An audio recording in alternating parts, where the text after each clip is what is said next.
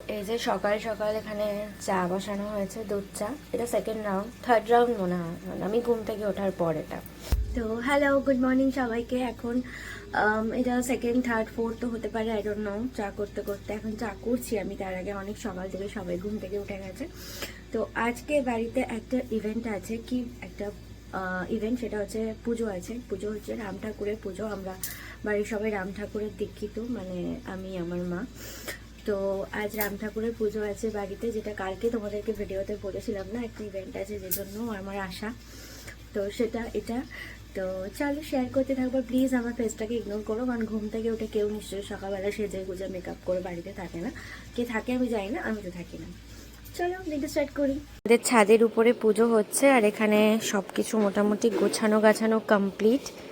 এই যে ঠাকুর, আমাদের রাম ঠাকুর। তো ঠাকুর পুরো সাজানো টাজানো কমপ্লিট। আর আমার স্নান টান হয়ে গেছে, বাট আমি কিন্তু পুরো গায়ে হাওয়া লাগিয়ে ঘুরে বেড়াচ্ছি। চিস এই যে সব কাজ করছে একা হাতে।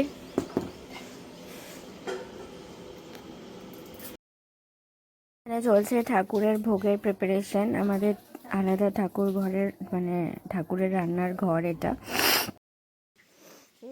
এখানে মনিকা দি ফল টল সব কাটছে, আর সবাই মিলেই ঠাকুরের মানে জোগাড় হচ্ছে এখনো। ঠাকুর মশাই চলে এসেছেন ইতিমধ্যে, পুজো স্টার্ট হয়েছে। আর প্রসাদ টসাদ এখানে সব কেটে দেওয়া হয়ে গেছে। রাহিমাং পুণ্ডরীকাক্ষং সর্বপাপ হরো হরি।